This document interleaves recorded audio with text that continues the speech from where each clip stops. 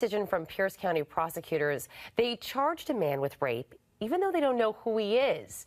This is a suspect sketch from a 2012 assault in Tacoma. The catch is they only have the DNA, so they charged him as a John Doe. Now, joining me now to explain this rare tactic is criminal attorney Jennifer Cannon-Unone. This is very bizarre, correct? Very rare indeed. It is an option that the prosecutor has that they rarely exercise. Now tell me, why would you charge a John Doe with just DNA? It's primarily in this case to preserve the statute. It allows the prosecutor and the state to continue with the case and continue working up the evidence. In this case, there's actually 3 charges. There's a rape first-degree charge, there's a felony harassment charge, and there's a kidnapping first-degree charge. Different statute of limitations for each charge. The rape is 10 years. Now, this is a situation that occurred in 2012 December, so I believe that the prosecutor is filing charges to preserve those other 2 charges, which are 3-year statute of limitations. All right, so procedurally, what happens when a prosecutor files against a John Doe? So what happens is they're using the DNA profile to file against the person, the suspect. And what's interesting about that is we don't typically know our DNA makeup, so the person really doesn't know.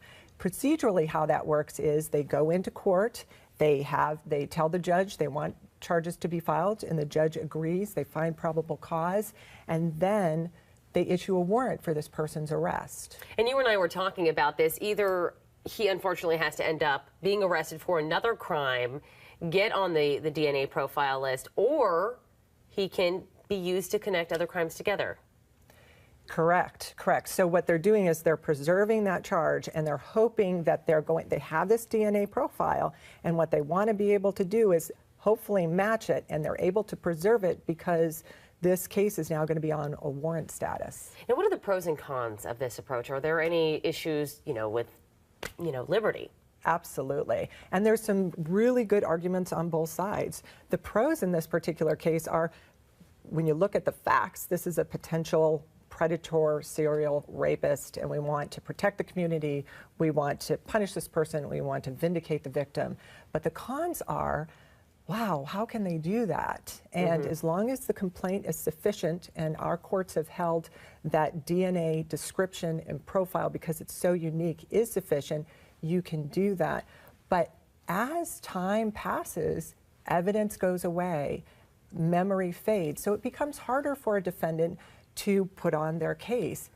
Why is that important? Because DNA evidence is so compelling that there are many reasons why a person's DNA could be at the scene or on the person, and when it's harder to prove that case, harder to prove your alibis, it's harder to defend yourself, say 10 years down the road.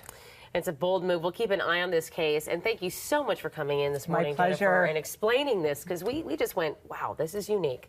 Very interesting. Thank you so much. You're welcome.